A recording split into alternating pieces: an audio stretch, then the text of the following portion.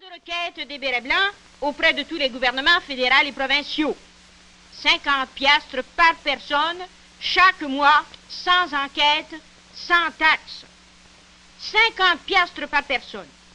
Un dividende donné gratuitement, sans condition, sans enquête, c'est ça que ça veut dire, à tous les citoyens, sans distinction.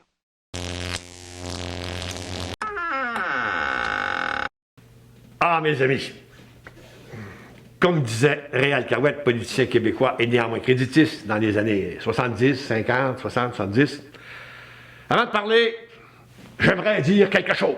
Bon. Celle que vous venez d'entendre, là, c'est Gilberte Côté-Mercier. Gilberte Côté-Mercier était une femme qui défendait la théorie monétaire créditiste. Elle était presque l'apôtre de Douglas, le concepteur de la théorie monétaire créditiste. On la voyait toutes les semaines au Québec à la télévision avec son béret blanc. Et quand on voulait traiter quelqu'un d'idiot un peu, là, on disait « Ah, c'est un béret blanc, c'est un créditiste. » Bon, on aurait dû se méfier. La théorie créditiste, monétaire créditiste, veut que je distribue de l'argent aux gens. J'arrose tout le monde pour créer de la prospérité. Je demande à la banque centrale d'émettre de l'argent, puis je donne son nom, puis tout le monde dépense, puis on est tous prospères. Bon, c'est pas croyable comme c'est facile, hein? Mais bien sûr, à l'époque, on riait de ça. C'est pas sérieux. Bon. C'est pas capitaliste. Et voilà que les années ont passé. Et ce qu'on ne savait pas, c'est que Mme Gilberte Côté-Mercier allait avoir, on pourrait dire, des descendants qu'on ne pouvait pas soupçonner.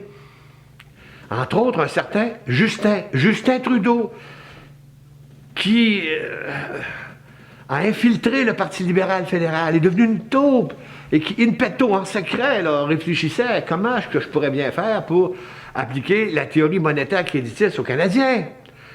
Et comme on dit, les voies du Seigneur sont impénétrables. Et la pandémie, le coronavirus 19,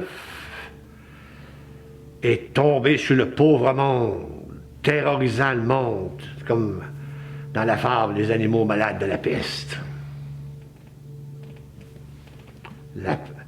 Les Canadiens étaient en train de mourir de faim, il fallait donner de l'argent, il fallait aider le monde pour éviter une crise comme en 1929. Et c'est là que Justin s'est rappelé de la théorie créditiste de redistribution de l'argent.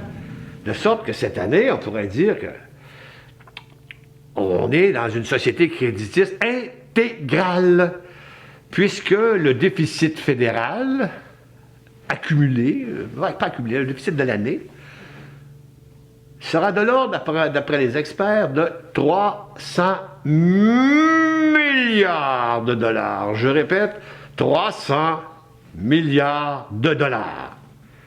De bel argent créditiste.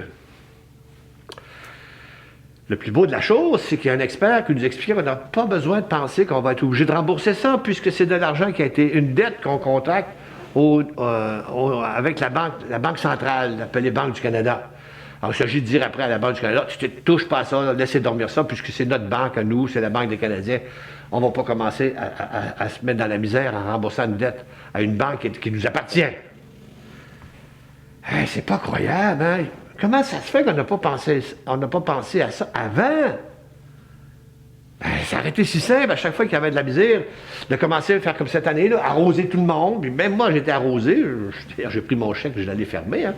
Mais, ah oui, c'est comme disait René Claude, qui vient de nous quitter hier.